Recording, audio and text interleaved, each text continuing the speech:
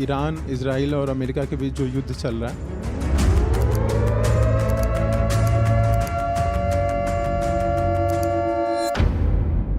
एक तरफ तो हम देख रहे हैं कि लोग हैं जो इसी युद्ध का इस्तेमाल कर रहे हैं पैसा कमाने के लिए, जिसका एक उदाहरण हम देख रहे हैं एलपीजी सिलेंडर्स, उनकी कालाबाजारी जो चल रही है। तो आपको ताज्जुब क्यों होता है जब आप देखते हो कि एक देश दूसरे पर चढ़ बैठा, फिर कोई कालाबाजारी करके उसमें से पैसे कमा रहा है? जब और भी लड़ाइयाँ हुई थी तब भी यही होता था। जब भी इतिहास में युद्ध हुए हैं, समाज का एक वर्ग रहा है जो अचानक अमीर हो गया है। दूसरों की लाशें गिर रही हो, उनसे मुनाफा बनाना उसके लिए बहुत आसान है।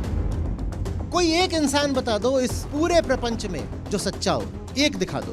हर आदमी अपने अपने तल पर अपनी सामर्थ्य, अपनी औकात मुताबिक जितना ज्यादा से ज्यादा झूठ बोल सकता है बोल रहा है, छल कर सकता है कर रहा है। और किसी के साथ सहानुभूति रखना भी बड़ा मुश्किल है, क्योंकि इस हम्माम में सब नंगे हैं। यहाँ सच्चा कौन है ये तो बताओ।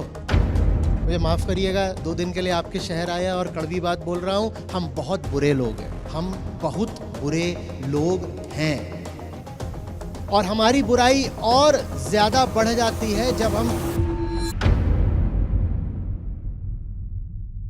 मेरा जो प्रश्न है वो अभी के चल रहे ईरान, इजराइल और अमेरिका के बीच जो युद्ध चल रहा है उससे संबंधित है। एक तरफ तो हम देख रहे हैं कि इस युद्ध का इस्तेमाल जो न्यूज़ टीवी चैनल्स हैं वो अपने टीआरपी मुनाफे के लिए कर रहे हैं। दूसरी तरफ लोग हैं जो इसी तबाही का इस्तेमाल कर रहे हैं पैसा कमाने के लिए, जिसका एक उदाहरण हम देख रहे हैं एलपीजी सिलेंडर्स, उनकी कालाबाजारी जो चल रही है। तो आचार्य जी, हमारे अंदर ऐसा क्या है जो ऐसी त्रासद और दुखद स्थिति में भी केवल अपना ही मुनाफा देख रहा है? हमारे अंदर ऐसा क्या है, इसमें कोई गोपनीय बात तो है नहीं। हमारे अंदर वही है जो है नहीं, पर उसका दावा पूरा रहता है कि मैं ही मैं हूं, मैं ही मैं हूं, दूसरा कोई नहीं। और उसका नाम भी कोई राज नहीं है। उसका नाम रटते रटते तो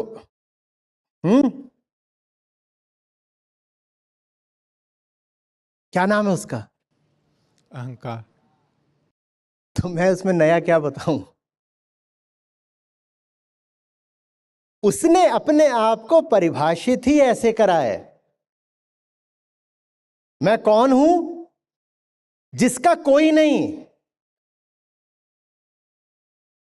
मैं कौन हूं जिसका कोई नहीं। शरीर भी उसके लिए बस एक घर है, और घर भी ऐसी चीज नहीं होती जिसका शोषण नहीं किया जा सके। घर भी ऐसी चीज नहीं होती जिसको बेचा ना जा सके। घर भी ऐसी चीज नहीं होती जिस पर हथौड़ा ना चलाया जा सके। अहंकार किसी पर भी हथौड़ा चला सकता है। अहंकार कुछ भी बेच के खा सकता है। देखा है ना वो शरीर का ही कैसे शोषण करता है।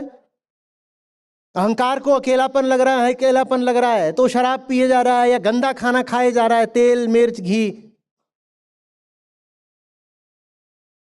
अकेलापन किसको लग रहा था? शरीर को।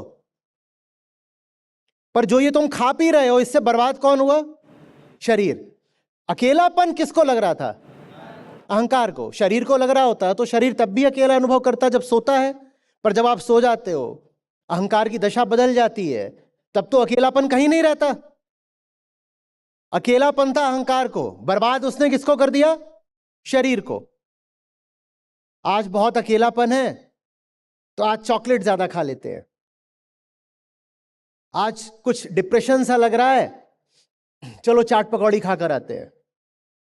वीकेंड है, 4 दोस्त आ गए, चलो महफिल जमाते हैं, बोतल खोलो। अहंकार का मतलब ही है वो जो अपने आप को सदा अपूर्ण मानता है। सदा अपूर्ण ही मानता है वो अपने आप को। वो किसी का सगा नहीं। जब वो अपना ही सगा नहीं तो वो किसी और का क्या सगा होगा? वो तो अपना भी भला नहीं कर सकता, वो किसी और का क्या भला करेगा?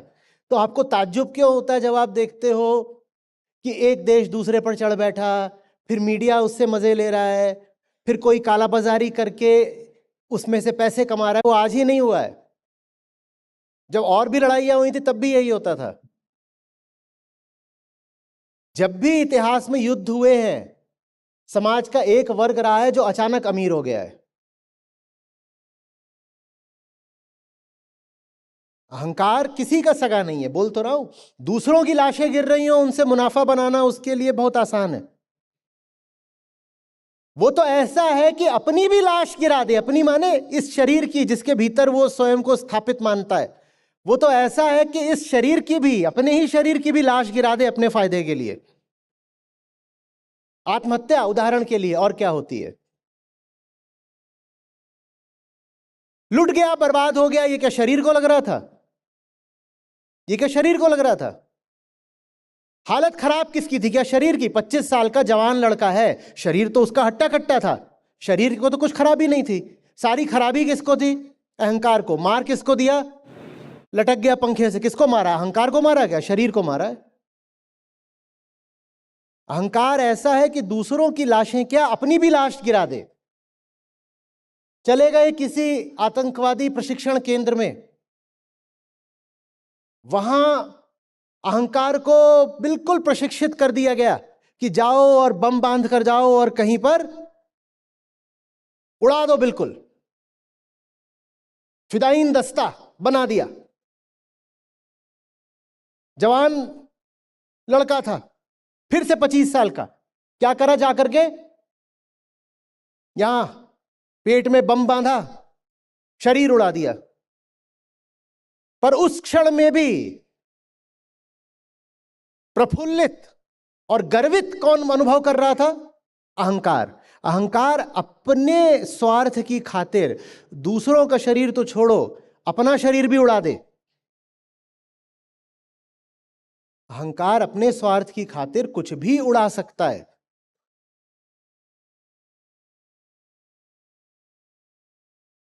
आदमी अच्छा होता है, मूलभूत रूप से तो हम सभी अच्छे हैं। अरे इंसानियत भी कोई चीज होती है। हम किसी धर्म को नहीं मानते, हम तो मानवता को मानते हैं। इससे बड़ी मूर्खता की बात नहीं होती कोई। मानवता माने क्या होता है? मानव भी एक जानवर है, बस, और कुछ नहीं है। मानवता माने पशुता। न हिंदू बनेगा न मुसलमान बनेगा, इंसान की औलाद है, इंसान बनेगा। बेवकूफी भरी और अर्थहीन बात है ये। धर्म होता ही इसीलिए है कि ये जो मां के गर्भ से जानवर निकला है, इसको इंसान बनाया जा सके। तुम उसको छोड़ दो जंगल में, देखो क्या होता है उसका। तुम उसे कोई शिक्षा दीक्षा मत दो, छोड़ दो जंगल में, फिर देखो कि वो इंसान की औलाद है, कौन सा इंसान बनता है।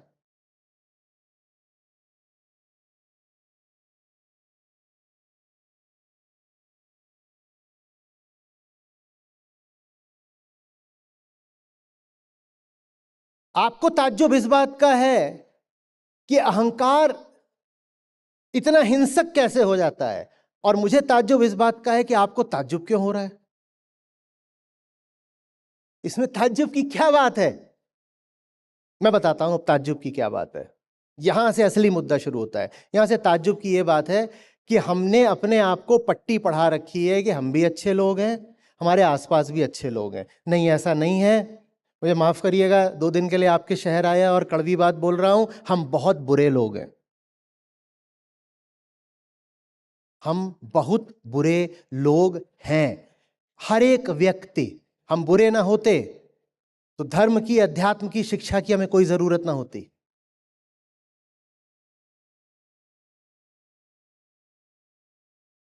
और हमारी बुराई और ज्यादा बढ़ जाती है जब हम बुराई के ऊपर अच्छाई का नकाब ओढ़ लेते हैं। आप कहते हो ना कि दुनिया में 2 तरह के लोग होते हैं, अच्छे आदमी, बुरे आदमी। चलती है ऐसी मान्यता? नहीं, 2 तरह के लोग होते हैं, बुरे बुरे आदमी और बुरे अच्छे आदमी। कुछ होते हैं जो बुरे होते हैं और उनकी बुराई दिख जाती है, और कुछ होते हैं जो अपनी बुराई के ऊपर अच्छाई का नकाब पहन लेते हैं। इनको कहना चाहिए बुरे अच्छे आदमी। है तो बुरे ही, पर ऊपर से अच्छे दिख रहे हैं।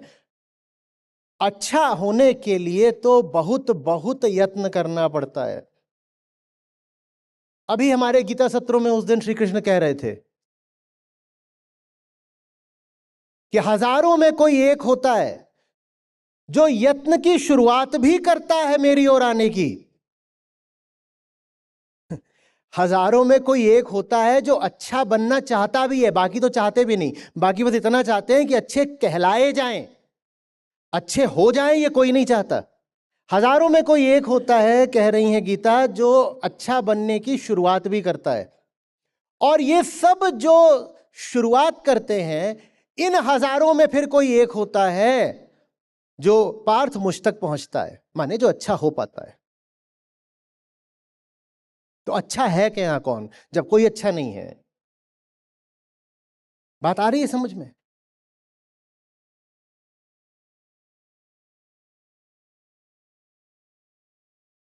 उसकी मूल वृत्ति खुद को बचाने की है। उसे जो भी चाहिए कि नहीं चाहिए, बाकी सब चीजें एक तरफ, पहली चीज यह है कि मैं कायम रहूं, आत्मरक्षा, सेल्फ प्रिजर्वेशन।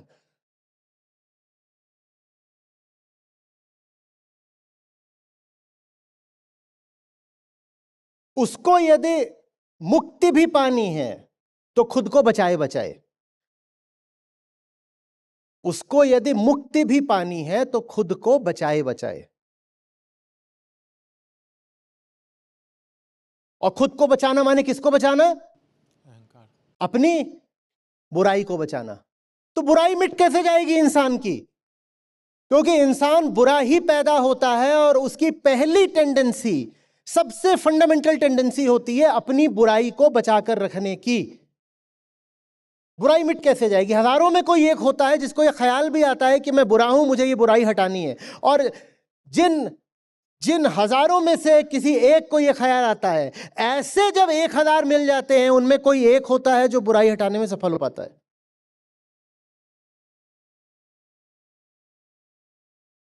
हम जिसको सभ्यता और संस्कृति कहते हैं, वो इतिहास में किसी भी प्रजाति द्वारा स्वयं को दिया गया सबसे लंबा चौड़ा धोखा है। हमने खुद को जता लिया है कि हम अच्छे लोग हैं। आपने कभी परखा हम सचमुच कितने अच्छे लोग हैं? आपने कभी परखा है? कभी परखा है? और जो प्रमाण सामने आते हैं जो साफ दर्शाते हैं कि हम बड़े बुरे लोग हैं, आपने देखा है हम उन प्रमाणों को दबा कैसे देते हैं, उपेक्षा कैसे करते हैं?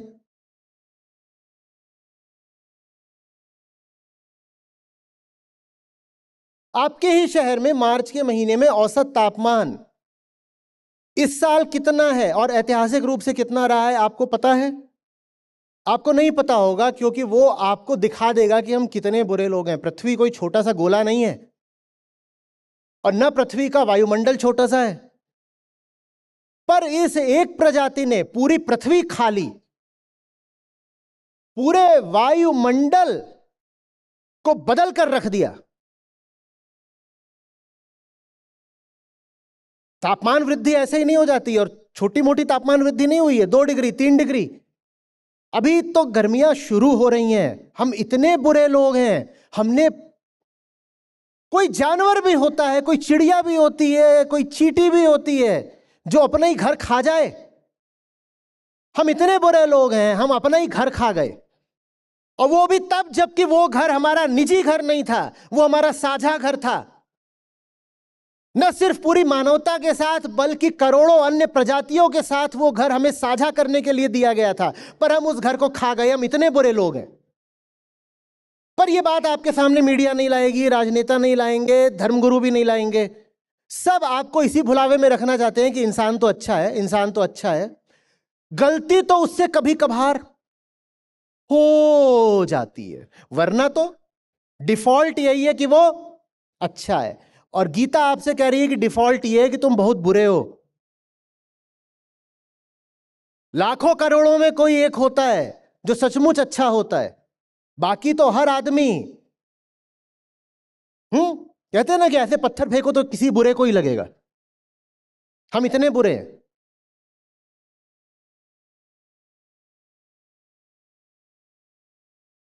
अब बताओ, अब ताज्जुब की बात लग रही है कि वो 2 जने चढ़ के आ गए हैं, ईरान को मार रहे हैं, और उन दोनों ही देशों के जो धर्मावलंबी हैं वो कह रहे हैं हाँ, एक ईसाई ताकत, एक यहूदी ताकत मिलकर एक मुसलमान ताकत को मार रही है। और वहां जितने मुसलमान हैं वो कुछ दिन पहले तक वो अपनी हुकूमत गिराने को तैयार बैठे थे। वहां 3 साल से विद्रोह चल रहा है, युवाओं द्वारा, महिलाओं द्वारा खूब वहां पर विद्रोह का झंडा बुलंद है। लेकिन अब अमेरिका का आक्रमण हो गया है तो कह रहे हैं नहीं, अब हम राष्ट्रवादी हो गए, अब हम आपस में एक हैं और हमारे जो साझे दुश्मन हैं वो ये हैं, ईसाई और यहूदी। और बताया जा रहा है कि ये सब कुछ किया जा रहा है अंतरराष्ट्रीय सुरक्षा के नाम पर। जियोपॉलिटिकल स्टेबिलिटी भी तो लानी है।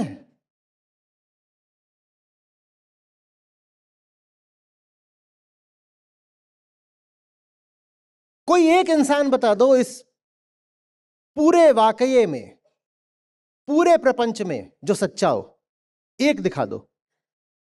हर आदमी अपने अपने तल पर अपनी सामर्थ्य, अपनी औकात मुताबिक जितना ज्यादा से ज्यादा झूठ बोल सकता है बोल रहा है, छल कर सकता है कर रहा है। और किसी के साथ सहानुभूति रखना भी बड़ा मुश्किल है, क्योंकि इस हम्माम में सब नंगे हैं।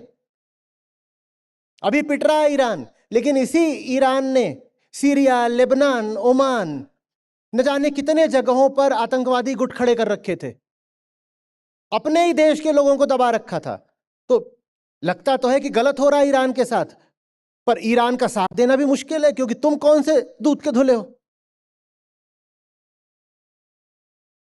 उधर इजराइल को देखो तो वहां दिखाई पड़ता है, बात तो सही है, हमास उनके ऊपर चढ़ाया था, वो कुछ नहीं कर रहे थे, आकर के उनके हजारों लोगों को मार दिया।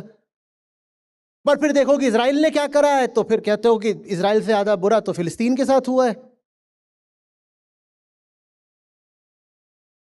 यहां सच्चा कौन है ये तो बताओ। और उसके बाद आप कहते हो अरे अरे अरे, दुनिया कितनी बुरी है, कितना अजीब हो गया।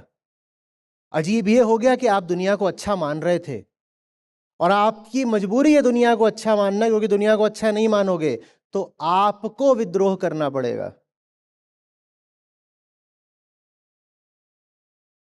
आप भली भांति जानते हो कि हर रिश्ते में व्यापार है और समझौता है। आप भली भांति जानते हो कि जिनके साथ आप मुस्कुरा कर मिल रहे हो,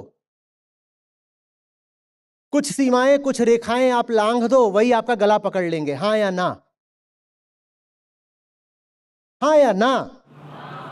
जिनके साथ सबसे आत्मीय और अंतरंग रिश्ते हैं, कुछ बातें, कुछ चर्चाएं आप भी उनके साथ नहीं कर सकते, कि कर सकते हो? आप बहुत अच्छे से जानते हो कि घर पर भी कौन से मुद्दे अगर आपने छेड़ दिए तो घर बिखर जाएगा। हम ऐसे लोग हैं, और फिर हम अपने आप को अच्छा आदमी बोलते हैं। हमारे तो रिश्ते भी लेन देन पर बने होते हैं। कोई रिश्ता नहीं है जिसमें लेन देन ना चल रहा हो, और लेना थोड़ा ज्यादा कर दो, देने से रिश्ता अभी गिर जाएगा। और दोनों ही पक्ष ये सोच रहे होते हैं कि हम तो ज्यादा ही ले रहे हैं दूसरे से, इसीलिए रिश्ता चल भी रहा है। दोनों इतने मूर्ख हैं कि सोच रहे हैं कि हम सामने वाले को मूर्ख बना रहे हैं। माया हंस रही है, कह रही है ना तू उसको मूर्ख बना रहा है, वो तुझे बना रहा है, मैं दोनों को बना रही हूं।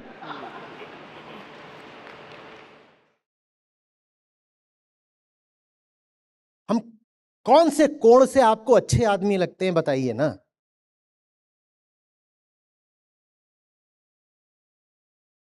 क्या मीडिया आपको बता रहा है कि ये जो युद्ध चल रहा है इसमें कितने मेट्रिक टन कार्बन उत्सर्जित हो रहा है? कोई बता रहा है? ना वो बता रहे हैं, ना आप जानना चाहते हैं, क्योंकि इस वक्त आपके लिए रोमांच की बात बस यही है कि कौन सी वाली मिलिट्री जीती।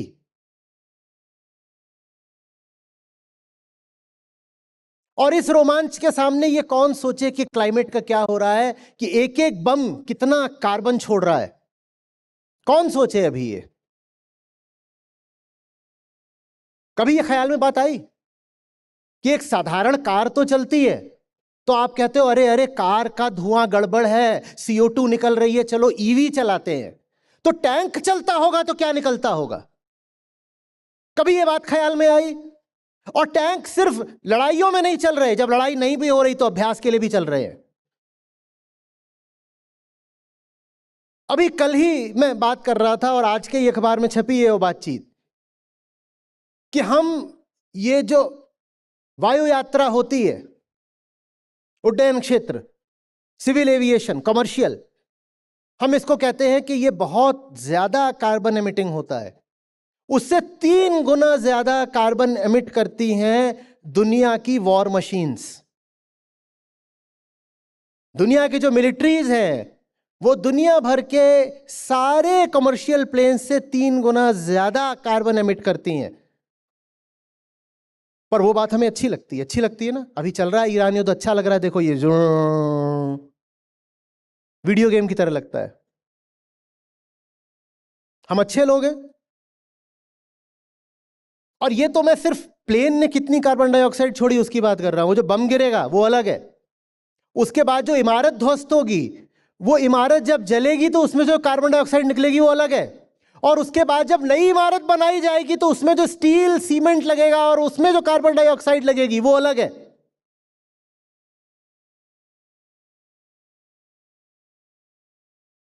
हम अच्छे लोग हैं। हम वो बुरे लोग हैं जिनमें एक अद्भुत क्षमता है खुद को धोखा देकर खुद को अच्छा घोषित करे रहने की। ये इंसान की मौलिक पहचान है। आत्म प्रवंचना की, सेल्फ डिसेप्शन की जो क्षमता हमारी प्रजाति में होती है वो किसी में नहीं है। हम में से बुरा आदमी अपने आप को सफलतापूर्वक ये जता लेता है कि मैं तो अच्छा आदमी हूं, मैं तो अच्छा आदमी हूं।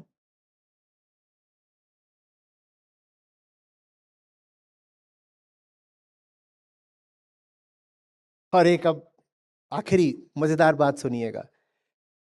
जब हजारों लाखों करोड़ों लोग मिल करके एक दूसरे को अच्छाई का प्रमाण पत्र दे लेते हैं, तो अगर धोखे से कोई सचमुच अच्छा आदमी वहां आ गया तो वो बुरा हो जाता है।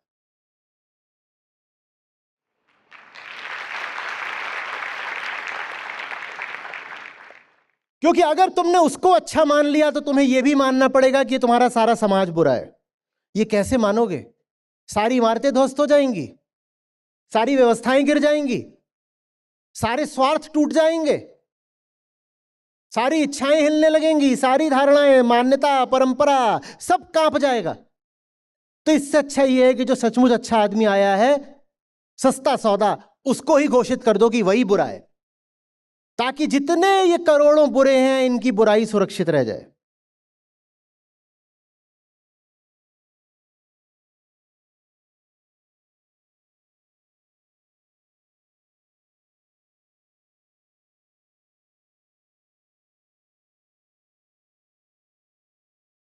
आउटरेज इसीलिए मुझे कभी समझ में नहीं आती है। कोई घटना घट जाती है, लोग छाती पीटना शुरू कर देते हैं, कपड़े फाड़ना शुरू कर देते हैं। युद्ध हो गया, अरे ये कैसे हो सकता है? हमारी स्वर्ग तुल्य शांत धरा के ऊपर 2 लोग जाकर एक दूसरे से लड़ रहे हैं, कैसे हो सकता है? हम इतने अच्छे लोग हैं, लड़ाई कैसे कर सकते हैं? Outrage, outrage. बलात्कार करके हत्या कर दी जाती है, कईयों को झटका लग जाता है, कहते हैं अरे हम तो इतने अच्छे लोग थे, ये कैसे हो गया? कहीं कोई घपला सामने आ जाता है कि लाखों लोगों के पैसे लूट लिए गए, लोगों को अरे अरे ये कैसे हो गया? अद्भुत, आश्चर्य, ये कैसे हो सकता है? ये आश्चर्य भी व्यक्त करके हम अपने आप को बस गलतफहमी में रखना चाहते हैं, इतनी सी बात है। आश्चर्य तब करो जब कोई सचमुच अच्छा आदमी मिल जाए। बुरा आदमी मिल जाए, बुरी घटना मिल जाए, उसमें अचरज की कोई बात नहीं, वो तो नियम है, क्योंकि आदमी पैदा ही बुरा हुआ है और हमारी सारी व्यवस्थाएं उस बुराई को बचाने के लिए ही हैं। अचंभा तो तब मानो जब लाखों करोड़ों में कभी कोई अच्छा आदमी मिल जाए, तब कहना कि आज कुछ अलग हुआ। आप उल्टा चलते हो, बुराई देखकर आश्चर्य करते हो। बोलिए। प्रणाम आचार्य जी। मेरा प्रश्न है कि सही अध्यात्म क्या है और अध्यात्म का उद्देश्य क्या है? क्यूट। आप गीता सत्रों में हैं? जी सर। 6 महीने काहे से को पूछ रही हैं आप ये? फिर वहां पर नहीं मिला उत्तर, छोड़िए, यहाँ और लोगों को पूछने दीजिए। और विस्तार से जानना चाहती हूँ। ये ऐसी सी बात है कि आप शेक्सपियर की क्लास में हैं और आचार्य जी से आकर पूछ रही हैं, आचार्य जी ए फॉर एप्पल या बनाना? अध्यात्म क्या है? ये गीता सत्रों में तो हम रोज ही हर तरीके से उघाड़ उघाड़ कर सामने ला रहे हैं ना। भीतर जो अहंकार बैठा हुआ है वो खुद को जाने, यही अध्यात्म होता है। स्वयं को ही और जानना अध्यात्म होता है, और स्वयं माने मैं कहने वाला अहंकार ही होता है। अहंकार ही खुद को और जाने, इसको अध्यात्म कहते हैं। और कैसे खुद को जानोगे? अहंकार भीतर कहीं बैठा तो हुआ नहीं है डिबिया की तरह। अहंकार को जाना जाता है उसके कर्मों को ईमानदारी से देख करके, यही अध्यात्म है। और इसके अलावा बाकी जो है अध्यात्म के नाम पर या धर्म के नाम पर, वो सब बस प्रपंच है, नौटंकी है।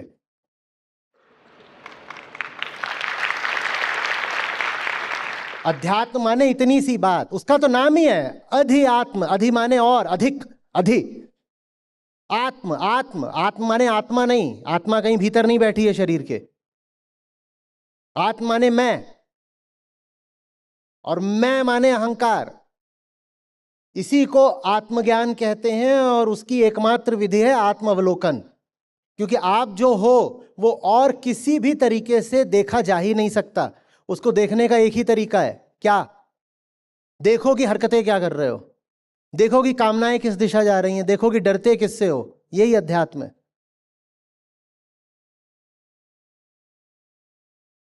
देख तो लेते ही हैं, देखने के बाद मुश्किल क्या पड़ता है? स्वीकारना। पता तो है ही कि किससे डरते हैं, पर खुद से भी ये मानना, आईने के सामने भी खड़े होकर स्वीकारना कि मैं डरपोक हूं, ये मुश्किल पड़ता है। और यही सचमुच अध्यात्म है, जो अपनी भीतरी सच्चाई है। और भीतरी सच्चाई माने भीतर कोई जीवात्मा वगैरह उबल रही है, उसको देखने को नहीं कहा जा रहा है। भीतरी सच्चाई माने भीतर डर से भरे हुए हो। भीतरी सच्चाई माने लालच है, नफरत है, ईर्ष्या है। यही है भीतरी सच्चाई। जो अपनी भीतरी सच्चाई है उसको ईमानदारी से जानना, बेईमानी करके इनकार न करना, यही अध्यात्म है। और सब जो आप करते रहते हो, ये वो पूरा तमाशा धर्म के नाम पर, उसका अध्यात्म से कोई ताल्लुक नहीं हो। मनोरंजन है, आपको मनोरंजन करना है, आप करिए, आपकी मर्जी। आचार्य, एक और सवाल था। जिस तरह से मिडिल ईस्ट में युद्ध हो रहा है, इसका असर किस तरह से हो सकता है भारत पे, और सबसे ज़्यादा प्रभावित कौन हो सकता है? क्या यूथ प्रभावित हो सकती है इस तरह की? यूथ तो प्रभावित होती ही है। अब आप संदेश ये दे रहे हैं कि जिसकी लाठी उसकी भैंस, तो अहंकार के लिए तो ये सबसे पसंदीदा वचन है। वो तो यही सुनना चाहता है, उसके कानों के लिए तो अमृत है ये, कि साहब आपको दूसरे को दबा के रखने के लिए अब कोई तर्क भी नहीं चाहिए, कोई जस्टिफिकेशन भी नहीं चाहिए। इतना ही काफ़ी है कि मेरे पास बल है, और बल सबसे बड़ा तर्क हो जाता है। और कोई डिफेंस नहीं चाहिए, और कोई सबूत, साक्ष्य, तर्क, प्रमाण कुछ भी नहीं चाहिए। सिर्फ क्या चाहिए? ब्रूट फोर्स, पशु बल, बाहुबल, मिसाइल बल, बम बल। अगर आपके पास ये सब कुछ है तो आप जो चाहें करें। तो इससे जो युवा पीढ़ी है उनको यही संदेश जाएगा कि न ज्ञान की ज़रूरत है, न समझदारी की, न विवेक की। ज़रूरत किसकी है? धन बल की, बाहुबल की, लठ बल की, मिसाइल बल की। तो वो भी फिर ज़िंदगी में यही करेंगे कि ये इनके इन प्रकार किसी तरीके से बस ताकत हासिल कर लो, चाहे उसके लिए खुद को बेचना पड़े, कुछ भी करना पड़े। और एक बार तुमने ताकत हासिल कर ली तो फिर चाहे अपने रिश्तेदार को दबाना पड़े, अपने पड़ोसी को दबाना पड़े, समाज को दबाना पड़े, तुम किसी के ऊपर भी चढ़ सकते हो। उनकी बाह मरोड़ करके उनका शोषण कर सकते हो, उनका तेल चुरा सकते हो, उनका पैसा चुरा सकते हो, उनके राष्ट्रपति को उठा करके ला सकते हो। और ये सब तुम क्यों कर सकते हो? सिर्फ इसलिए क्योंकि तुम्हारे पास ताकत है। तो कुल मिला करके ये ताकत का सिद्धांत है जो पूरी दुनिया को सिखाया जा रहा है, और ये सिद्धांत अंततः आत्मघातक होगा। जितने ज़्यादा लोग ये पाठ पढ़ते जाएंगे वो उतना ज़्यादा युद्धोन्मादी होते जाएंगे, और इसकी जो परिणति होनी है वो आत्मघात में ही होनी है। पृथ्वी वैसे भी विध्वंस की कगार पर खड़ी हुई है। ये बहुत गलत पाठ पढ़ाया जा रहा है पूरी दुनिया की युवाओं को। आप ऐसे समझो कि दुनिया की जितनी राजधानियां हैं ना, वहाँ जितने स्ट्रेटजिक थिंक टैंक बैठे हैं इस वक्त, वो सब यही सोच रहे हैं कि किस तरीके से हमें भी ICBMs मिल जाएं, इंटरकंटिनेंटल बैलिस्टिक मिसाइल, और ऐसी जिस पर आप न्यूक्लियर वेपन लगा करके अमेरिका तक पहुंचा सको। क्योंकि अब सुपर पावर से बचने का एक ही तरीका है कि आपके पास प्रतिकार और प्रतिघात करने की शक्ति हो। भाई आप यही तर्क तो लेकर के चढ़ गए हो ना वेनेजुएला के ऊपर, ईरान के ऊपर, कि उनके पास ऐसा कोई हथियार नहीं जो सीधे अमेरिका तक पहुंच सके, है नहीं। और नॉर्थ कोरिया पे आप नहीं चढ़ रहे हो कि उसके पास है, चीन पर आप नहीं चढ़ोगे, रूस पर आप नहीं चढ़ोगे, क्योंकि आप उन पर चढ़ोगे तो उनके पास हथियार हैं जो सीधे न्यूयॉर्क और शिकागो भी पहुंच जाएंगे। तो दुनिया की सब राजधानियां अभी बैठकर यही विचार कर रही हैं कि अगर हम भी अपनी जान बचाना चाहते हैं तो हमें भी और ज़्यादा अब आणविक हथियार चाहिए और मिसाइलें चाहिए। तो हमने जितनी नाभिकीय अप्रसार की बातें करी थी, NTPT, CTBT, वो सब अब कचड़े के डब्बे में जाने वाली हैं। मैं ये भविष्यवाणी कर रहा हूँ कि अब आप बड़े पैमाने पर दुनिया में न्यूक्लियर प्रोलिफरेशन देखोगे। जिन देशों के पास न्यूक्लियर हथियार हैं वो अपनी टेक्नोलॉजी बेचेंगे, इसका बड़ा काला बाज़ार खुलने वाला है, मिसाइलों का काला बाज़ार खुलने वाला है। हर देश अपनी रक्षा के लिए तकनीक चुराएगा, संधियाँ करेगा, किसी न किसी तरीके से मिसाइलें और न्यूक्लियर वेपन्स डेवलप करेगा। आचार्य एक और आखिरी सवाल था।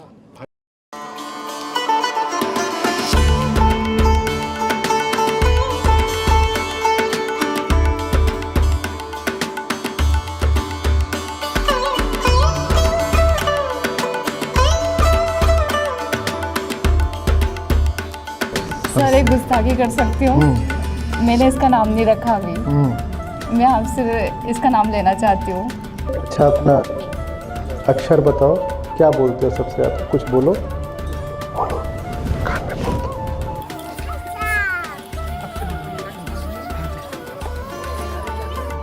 आप बोल रहे हैं आर्जव, सीधा सरल भोला, भाई नामकरण हो गया किसी का। तालियां तो बजनी चाहिए ना।